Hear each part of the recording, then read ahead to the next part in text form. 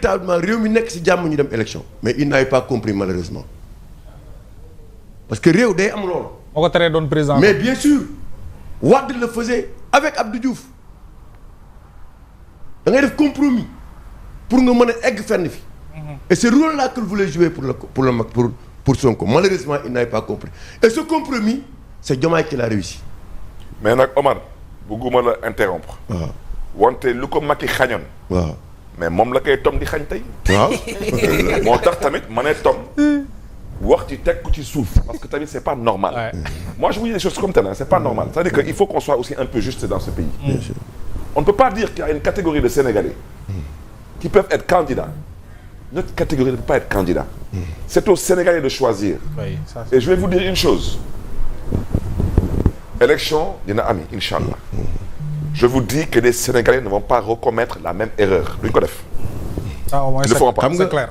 waaw xam nga tey c'est le président Diomaye moo ne maa oo doomu président Macky Sall. mais kon moom du jaam moom du warkat. waaw. waaw ñu dem tamit Mermoz lekk fa tamit cere du ñu ay warkat. waaw.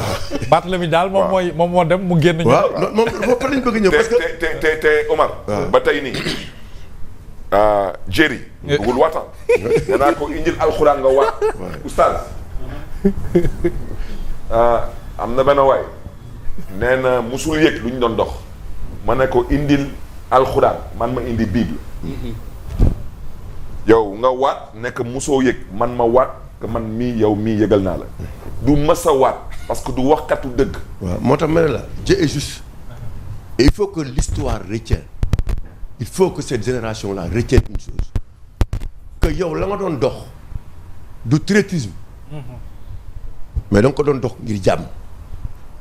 la mu bañoon moom kële def na ko nekk na président de la République du Sénégal parce que da nga am expérience am jaar-jaar beneen bi mooy réew boo ko bëggee yor il faut être acteur de ton propre développement et du développement wane nga ko ci agriculture xam nga te li nga wax yépp baykat bi nga wax bokk ak ñi def agro business dem jëli indien ak italien yi parce que ñenn ñi seen expérience ci italien yi la wala indien yi yow li nga toogee fii ba léegi sénégalais nga wax te boo newoon tey ministre de l'agriculture wala nga nekk président de la République doo dem jëli fekk ku indi 87 milliards indi matériel agricole nga di ko dàq muy sénégalais te fekk da nga kaa tàggoon ba pare. te fekk da nga ko tàggoon ba pare waaw yow doo ko def di nga jël matériel agricole boobu mettre à la disposition des paysans de maison et de famille ne leen kaay leen ñu waxtaan seet nañu trouver solution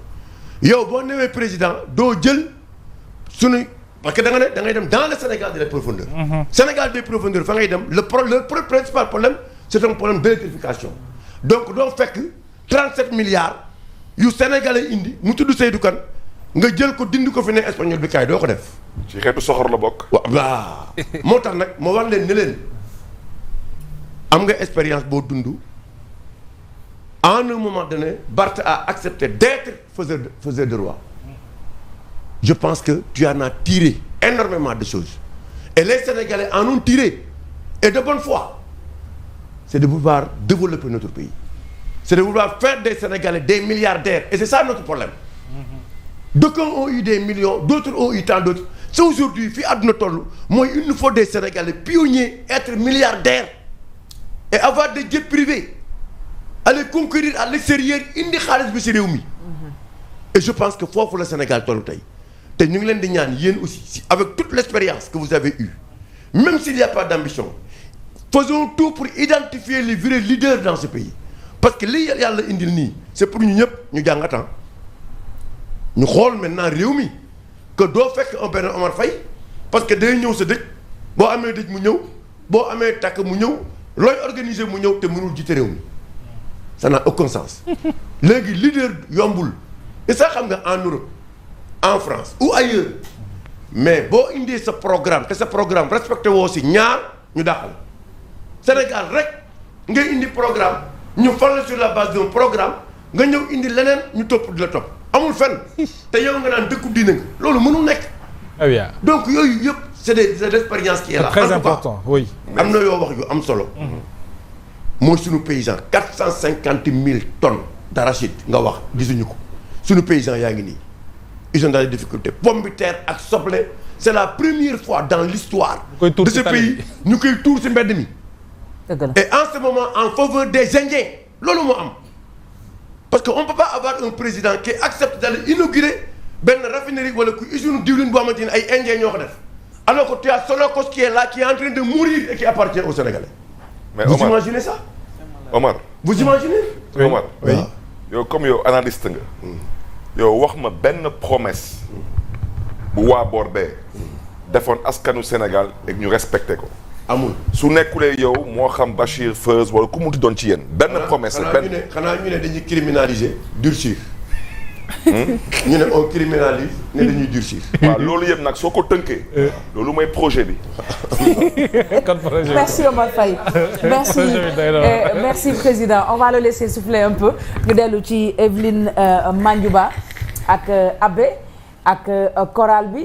waaw mënul ñàkk Alima ndax yaa ngi ko doon wax sànq réaction yi dañoo bëri. oui. bëri nañ torop Jeanne Mendy ci kër gi. Jeanne oui. elle est contente tey. Ndeye Marie madame Gomis. oui moom itamit bàyyi ñu xel bu baax a baax. yaay tuuti. moom nee na mu ngi bërëngu fi mu nekk. c'est vrai ah. waaw madame Guèye nee na moom fi mu nekk moom mu ngi bërëngu. ah oui Bougane borom kër gi tamit moom tamit fu mu toll am na lu ma yóbbante. ne ma naa ko baaxeel chorale bi. parce que moom tamit fu mu toog nee na moom mu ngi jaayu moom tam mu ngi jaay fu mu toog. c'est vrai te xam nga dafa ndogu ba pare. xam naa koll gi fees. te digéré waale waaw mu am rapidement ku mu yónnee mu ne ma Evelyne lii il faut nga teg ko ci chorale bi ndax xaw ma woon ni way nii la neexee. mais loolu la maman wax sànq parce que maman nee na way yi dafay dugg ci xol en fait. loolu la wax Casimir sànq maa ngi koy jaawale ak Sori Kaba. waaw ma sonnal ko lool Casimir nekkoon directeur de la formation et de la communication bu direction générale des élections nekk inspecteur général des finances. moom itamit mu ngi rafetlu bu baax plateau bi Ousmane Ba. bu APR moom itamit jot nañu également message am. monsieur le maire Adama Ba. voilà Moussa Sow Kogère. ñoom ñëpp ils nous envoient tous des messages.